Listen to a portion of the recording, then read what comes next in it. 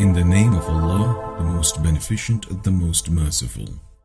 How to give dawah in 2 minutes. Okay, we have two types of dawah, active and passive. Active dawah is when you're engaging in conversation, you ask people questions. Passive is when they ask you a question.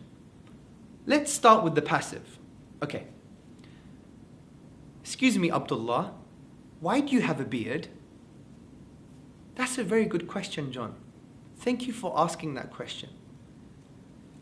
Now, before I started to grow a beard, I had exactly the same question. And I realized, in order for you to understand the answer, you have to understand the concept of Islam.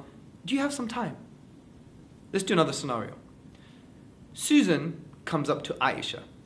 Hi, Aisha. Why do you wear the hijab? That's a very good question, Susan. And before I started to wear the hijab, I had exactly the same type of question. And I realized, in order for you to understand the answer, you have to understand the concept of Islam. Do you have some time?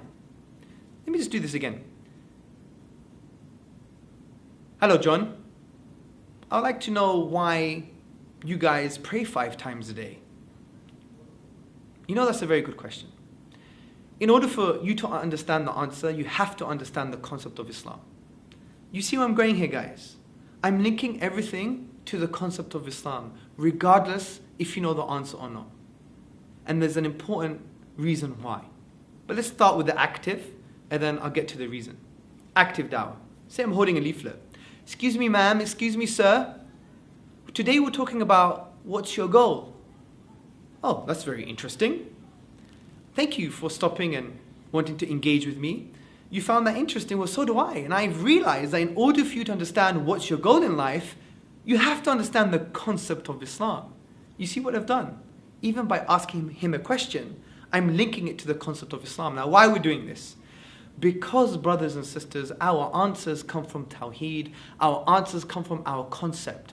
Meaning that Allah subhanahu wa ta'ala exists, He is one, He deserves to be worshipped. The Quran is a miracle, it's His revelation, and the Prophet sallallahu alaihi wasallam is indeed the final prophet. If we establish this concept as a truth, then whatever comes from truth is true.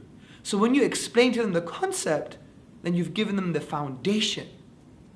Because brothers and sisters, there's no point just debating and having arguments all the time and trying to rationalize everything, because everyone has a worldview. It's like having glasses on.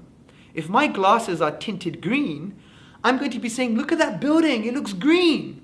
But if someone's glasses are tinted red, they're going to say, no, it's red. Then we're arguing, green, red, green, red. The only way for us to understand each other, we have to swap glasses or take them off.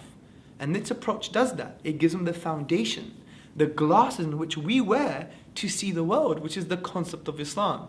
You show them that that's true, then whatever comes from truth is true. So remember, link everything to the concept. That's a very good question. In order for you to understand the answer, you have to understand the concept of Islam. Let me give you some tips though. Someone may say, I just want a yes or no answer. Yes or no, yes or no. I would humbly say, well, that's very interesting, but yes or no is not the answer. For example, what's your name? Yes or no. How many days in the week? Yes or no. What's your views on abortion? Yes or no. Yes or no doesn't represent the true answers. So if you're sincere, then you'll know. You'll have to give me some time for me to explain the concept. So that's how I would deal with that contention.